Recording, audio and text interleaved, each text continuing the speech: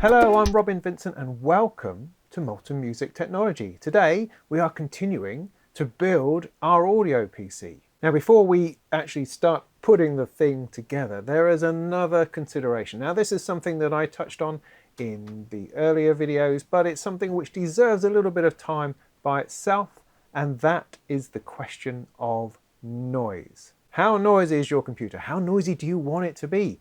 I am constantly amazed at the amount of noise that people are happy to accept from their computers. There's no reason for it. There are numerous ways that you can quieten down, sometimes even to the point of silence, your computer. It doesn't have to sit there whirring away like a Dyson hand dryer. No. It can be quiet, unobtrusive, so that you can sit down next to it with your guitar, with your microphone, and record, because that's what it's all about. This is an audio PC. It's not a gaming PC. It's not a general office PC. We're talking about an audio PC, one that's going to sit in what we would like to believe is a studio in our homes and our garages and our bedrooms. But the reality is that we want a system which is going to be quiet. We don't want it bleeding onto the microphone. We don't want to hear it as we're mixing. And there's absolutely no reason why you'd have to. So when it comes down to choosing your components, noise should be a major factor. And so in this video, I'm going to talk about where the noise comes from and what you can do about it. Now, the main source of noise in any computer system is going to be the fans. Why do we have fans? Well, because computers get hot. Little processors in there are spinning around really fast, creates friction, I suppose, and that generates heat, and that heat keeps going till the whole thing just melts down into a sticky puddle. And so we put fans into computers to move air through the system to take that heat away. In comes the air, takes along the heat, pushes the heat out the back, brings cold air in, takes hot air out. That's the way it works. But any movement of air using a fan or anything else generates noise. It's the sound of air moving through your system. With regular computer systems, with office PCs, or if you've built it yourself and you've got the stock cooler that came with your processor, they tend to be small, fiddly, and really, really loud. And so you know that if you're building an audio PC, you're not going to stay with the stock components. No, we're going to put a bit more thought into it. And where our thought starts is with the case itself. So you may well have invested in a nice case with a glass panel on the side with lights inside, lots of these things moving around and stuff going on and pumps and all sorts of things. No, you don't really want to go that route. You want a case which has some kind of thought put into it as far as its acoustic properties are concerned. So the rule of thumb you need to go by is that big fans move more air quietly than small fans. So whatever case you buy, make it as big as you can and have it filled with the largest fans that you can possibly find. Because you still need air to flow. I mean, the obvious way to silence your computer is to take all the fans out. That's great, and it'll just break. So you need air to move. But large fans, such as this fella here, will move air much more efficiently at slower speeds and therefore be less noisy. Be less noisy. We'll come to silence in a bit, but at the moment we're talking about less noise, less noisiness. So when you're choosing a case, choose one that has large fans, and ideally a few of them, not just one out the back, because it's a lot of work. You want an airflow going through the case, an efficient airflow, starting at one end, one corner perhaps, the top corner or the bottom, and pulls air in and out the other side. And so when you're buying a case, look for that sort of thing. Also look for acoustic lining, because they tend to be very thin sides on the side of cases, and they rattle and vibrate, and they will rattle and vibrate to anything that's oscillating inside. That might be a fan, it might be a hard drive, and so ideally what you need is some kind of dampening on those panels. Acoustic lining is good. It's essentially like a spongy material. You can buy these in kits and you can stick them on the side of the case, and it really does help bring down the noise from inside,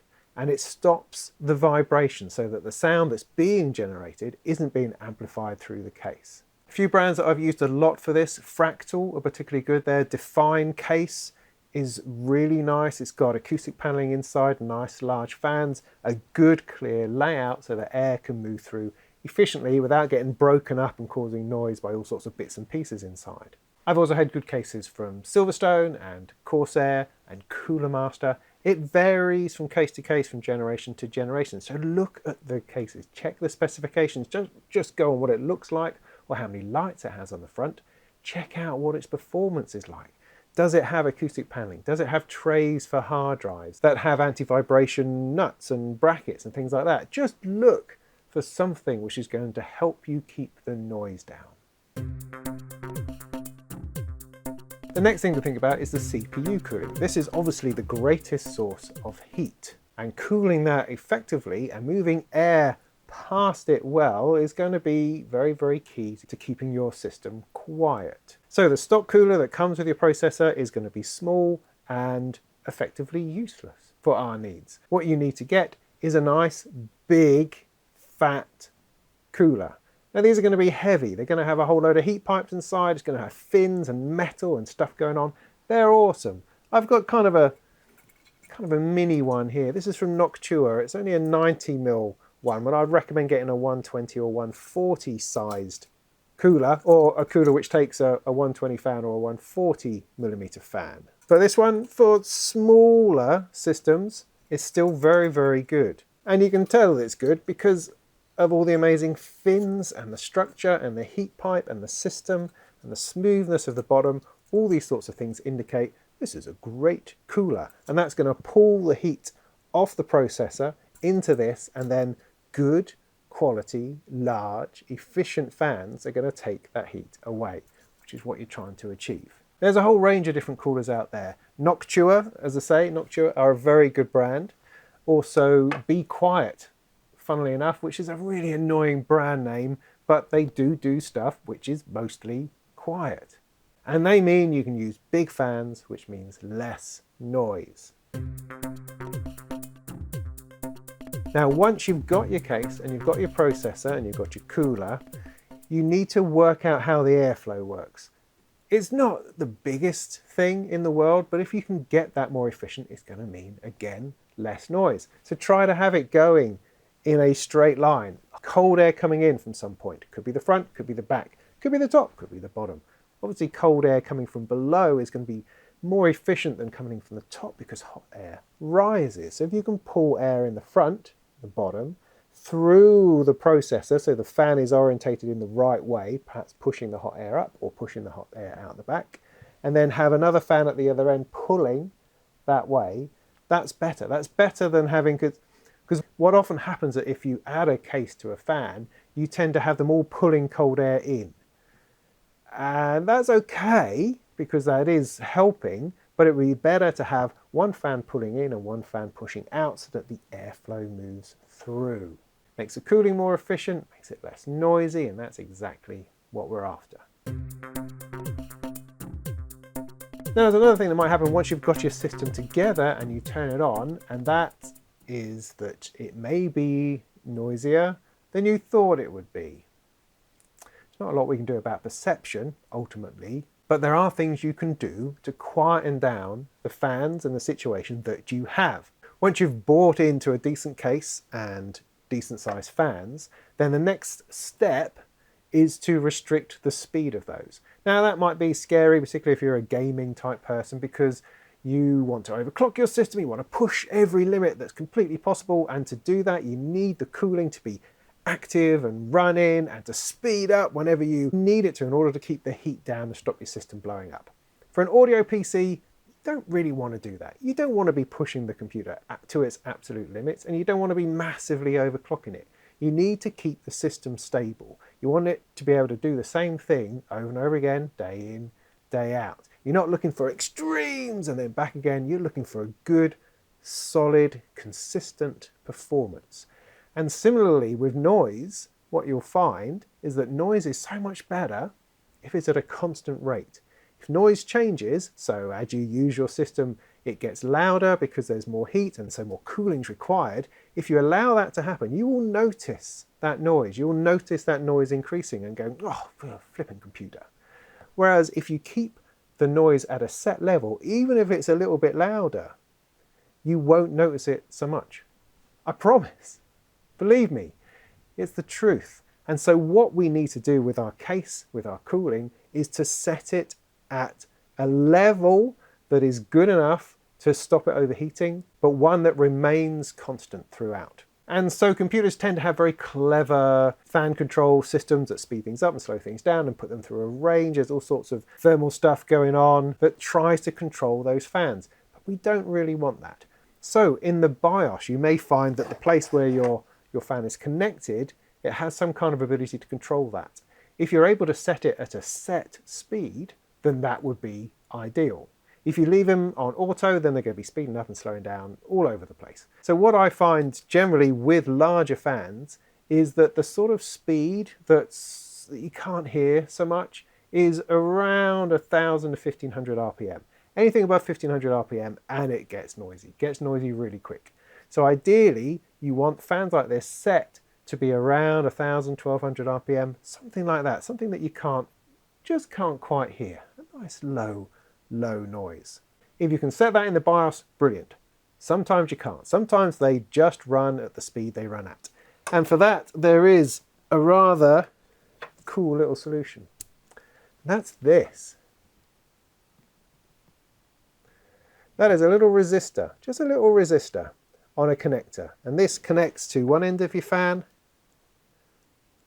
like so, and then that goes into the motherboard. This simply restricts the speed of your fan. So it might be running at, say, 2,000 RPM, 3,000 RPM. Plug this in, cuts it in half. Brilliant. That's now at the sort of speed that's not going to create a whole load of noise. Now, all of this is only any good if it keeps your processor cool. And so in the process of bringing the noise down in your system, you need to be doing tests on the processor to make sure that the changes you've made still work. If you have a nice big cooler and you have some nice big fans, then running them at those sorts of speeds will work, I believe, but you need to test it. So once you've got your system installed, go into Windows, run some benchmark tests on your CPU and see what the temperatures are like. You should be keeping an Intel CPU, because that's what I'm most familiar with. You should be keeping an Intel CPU below 100 degrees centigrade, 90 degrees centigrade ideally. And in fact, if it rocks around sort of 70, 80 degrees, when full on caning of the processor, then that's what you're after. If it starts drifting up above 90, 100, then whoop, you've not done it right and need to introduce better cooling, more air, or some other plan. But provided you can keep the system under those sorts of temperatures, then you're good. You're good to go. Other things to think about on your system, the power supply. Well, if you're buying a decent power supply, as I suggested in the previous video, then noise should not really be a problem because it's going to have a nice big, this sort of size fan in it. It's going to be running relatively slowly. That's going to be good. You can also get power supplies where it has a fan that only comes on when it needs to. Again, you're looking at that change in noise level, which is not ideal, but power supplies built like that are designed to run without the fan, ideally, and it only really comes on in an emergency. So that may be good. But a good quality power supply should provide a relatively low noise fan. Once you've reduced all of that fan noise in your system, and now it's just humming away at a lovely, lovely, lovely low level, you'll start noticing your hard drives. Mechanical hard drives, they're the worst. If you do all of the business with the fans, it will easily become the loudest part of your system. And if you've got a whole stack of hard drives, it's a nightmare. It's an absolute nightmare. Now, there's things you can do about this. You can stuff them in a box covered in foam, wrapped up in stuff, and hope they don't catch fire quietly all to themselves. A lot of cases these days come with anti-vibration built into the drive cases. So that might be in the shape of little grommets that go around the screws or on the rails themselves. Because a lot of the sound you get from a hard drive is the spinning itself, but that spinning is then amplified through the case because it's screwed directly into a case. So if you can avoid screwing hard drives directly to the case, so if you screw them in through some kind of foam or rubber, some anti-vibration stuff, that's going to reduce the noise massively. You can also get little cradles that they sit on to give them sort of free flowing, so there's no chance of vibration going through. again, excellent. All those sorts of things are going to help. The best solution is to throw out hard drives and replace them all with solid state drives, with SSDs. They have no mechanical parts, they're completely silent, they don't give off vibrations, so they're the perfect noise-free solution. Another area that gives us trouble are graphics cards. Graphics cards, they're a right pain. There's not a whole lot you can do about graphics cards. They are as noisy as they are. You're not really able to get in there to change the fans or change any settings on them. They just do their own thing. It can be very frustrating, particularly if you're a gamer and you like playing games on your nice new posh audio PC. You're going to probably put in a graphics card which is going to scream at you.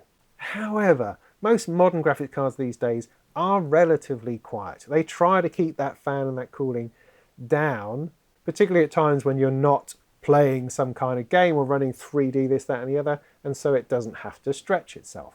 But if you want to avoid that altogether, then go for a processor that has built-in video. The current crop of Intel processors that have internal graphics, they're very, very good. It's not like the bad old days where integrated graphics was a bad thing. This is graphics integrated into the CPU. It works brilliantly. There's no reason why you can't use that. You can also get graphics cards which are passively cooled. They're the lower end ones, but they still work very well, so that's another possibility. For AMD processors, I don't really know, because my experience is all with Intel processors. And I know there's a lot of AMD fans out there going, "Woo, AMD, why are you talking about AMD?" Simply because I don't have any experience of them. I can read you stuff off a sheet if you like, but what this Audio PC series is about is me talking about my experience, that I can genuinely say, I've done this, I do this, I have done this, and I know that this works. Because that's something that's very, very rare out there in YouTube land. And so I don't want to just talk about AMD chips pretending that I know exactly what I'm talking about. But there'll be people out there who do know. And so at the moment, although I could probably Google it, I don't know if AMD chips have graphics built in or not. I don't know what their deal is particularly. And so I can't really comment on that.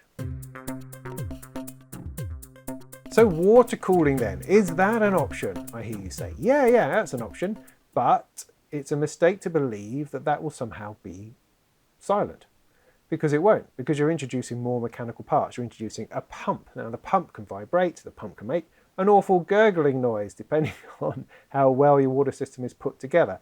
And all water cooling actually does is moves the heat from one place to another. You've still got to get rid of that heat. It's just that now you're cooling a radiator rather than cooling the CPU cooler. So in some ways it's more efficient because you're moving that heat directly out of the case, or at least to the back of the case, so it's not just getting hot here, it's now getting hot at the side or back of your case. So that's got something good going for it. But you still need a bunch of fans there to blow air through it in order to cool the radiator down. So there's some gains and there's some losses in terms of pump noise and bits and pieces like that. I've used a lot of the Corsair all-in-one hydro coolers, things like the H60, the H80 and other things in between, and it's a really neat solution. It's just a thing that goes on the processor, and it's self-contained unit. You're not having to fill it up with water or anything crazy like that. Water, electricity, computers, it doesn't fill you with a lot of confidence. So these all-in-one units from Corsair have, in my experience, worked quite brilliantly. Onto the CPU, radiator over here, couple of pipes. Don't have to do anything to it, don't have to fix it, make it work. It just works. You have to drive the pump, you've got to drive a fan on the radiator, and it's an efficient way of cooling it. Now what you may find if you're going this route is that you get an awful noise from the pump inside the unit. And if that's the case, you're not running it fast enough. You need to be running the pump up to about 4,000 RPM, and then the noise will disappear. Anything lower than that, and it tends to bubble and clunk and bits and pieces, and you can hear it. So you need to have the pump speed very, very high, and you might have to set that in the BIOS of your motherboard depending on where you are plugged onto, because the pump uses one of the fan headers the same as your cooling fans do. So yeah, generally speaking, I've got nothing against water-cooled systems. They sometimes make things more complex, which is not what you need. Complexity is never our friend in these things, but the self-contained cooler ones, as I said, they're quite good.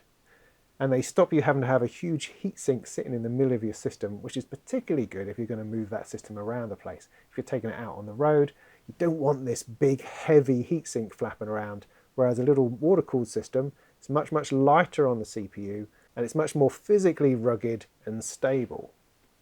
Never ever had a leak out of them, and I've been doing them for years and years and years, but occasionally the pump does break down. But you work that out because your system starts shutting itself down because it gets too hot because it's not working. Or it makes a horrible gurgle noise, and then all you need to do is take the unit off, throw it away, and stick a new one in. So it's no biggie. So I'm completely happy with the water cooling idea. It's just not the noise reducing system that most people think it is. It can get more complex and messy, and so if you want an easy life, I'd stick with just a big fat CPU heatsink. So can you build a completely silent PC? Well, yeah. Yes, you can. Can you build a completely silent audio PC? Well, yeah.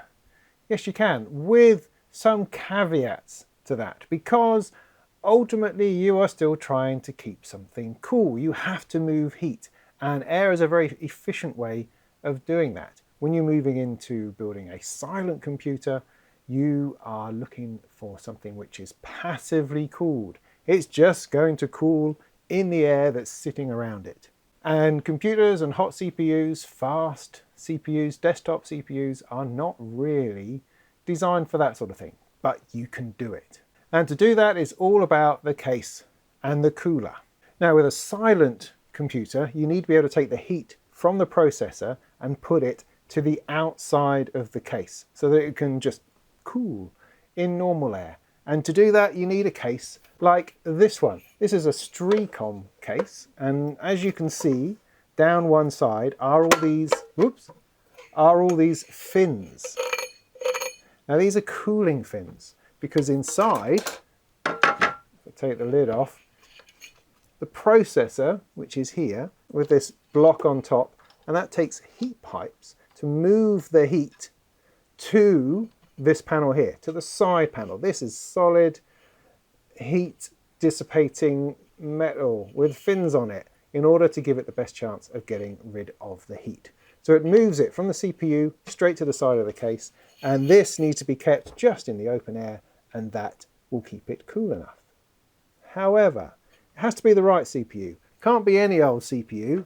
It has to be one that matches what the case is capable of. What are we talking about? We're talking about thermal design power. We're talking about the amount of heat that the processor generates and needs to be removed in order for it to function at its full capacity. Now, thermal design power, or TDP, figures are published for all processors, I think. And so for a company like Streacom, building a case of this nature, they will publish exactly the level of TDP that this can handle. So what sort of numbers are we talking about? Well, with mainstream desktop processors, we're talking usually about 95 watts. That's not the power of the CPU, it's how much heat is generated. And so across the range of the last few generations of Intel processors, their main K-series desktop CPUs kick out 95 watts, and that's quite a lot of heat to move. A case like this says that I could just about manage 95 watts, but I'd much rather do 65, and 65 watts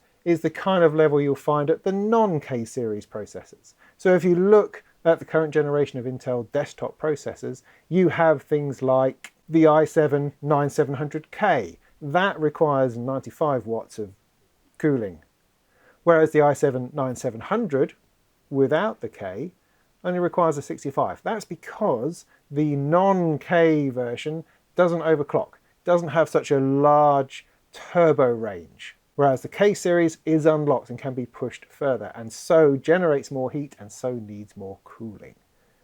Does that make sense? When you move up to the workstation and server processors, they tend to require 120, 140, 160 watts, and so really put themselves out of the game when it comes to being a silent computer, unless you're going to build something enormous. Similarly, the AMD Ryzen processors follow the same sort of deal. On the whole, they require a bit more cooling than the comparable Intel processor, but otherwise they follow a similar road where the top-end Ryzens would be 95 watts plus, and some of the lower down ones would be 65 and perfectly good for silent use.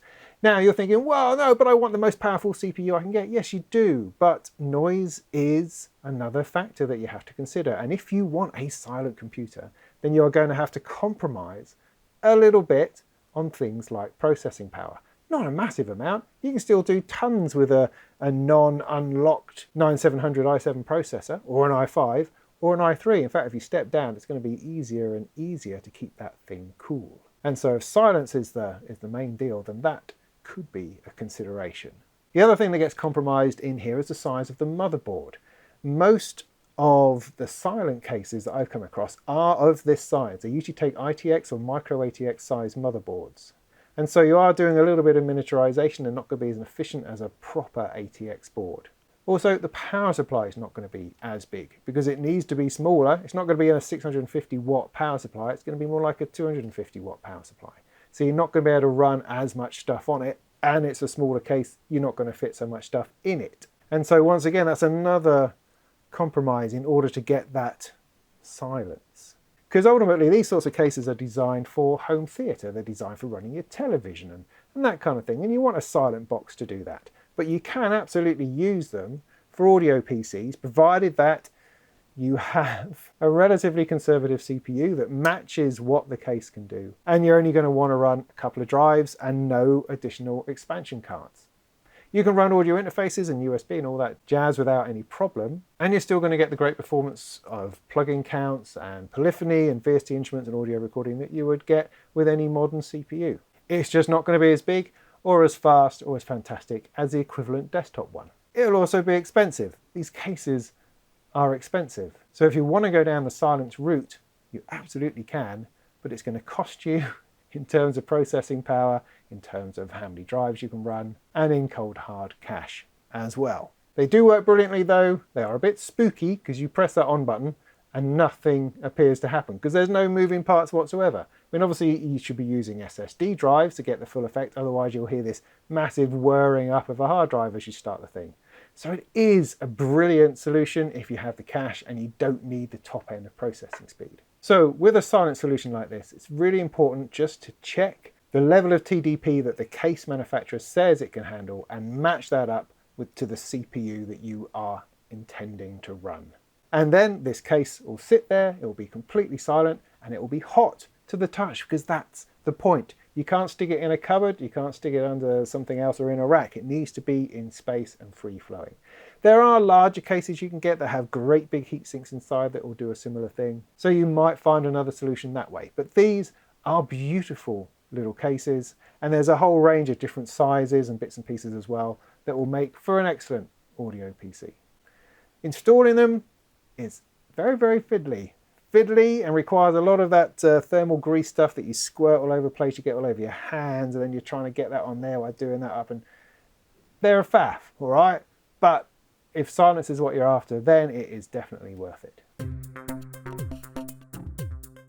So there you go. Now, where do you get all these things from? Well, these days, most computer shops supply the quiet bits and pieces that you need. But there's one particularly specialist place that I've shopped at for years and years and years, and that's called Quiet PC, either .com or .co.uk, depending on where you are, and they supply bits and pieces for silent and quiet computers. They do the cases, they do the fans, they do the CPU bits, they do silent cases, quiet cases, acoustic kits, they do big fans, small fans, resistors. I've dealt with them for years, they're great, their service is great, their after-sales support is great. I can't really recommend them highly enough. They are a great source of knowledge as far as it comes to making your computer silent, and they're a great source of parts.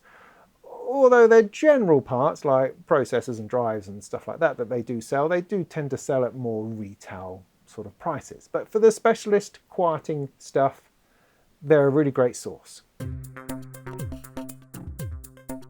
So there you go. I hope that was helpful. I hope my waffling and general going on about this subject has enabled you to think about noise, think about airflow, think about how you can quieten down this computer so it's no longer an intrusive part of your studio. It becomes, or rather, it blends then into the background. It drops into your general noise floor and doesn't have to be a bother.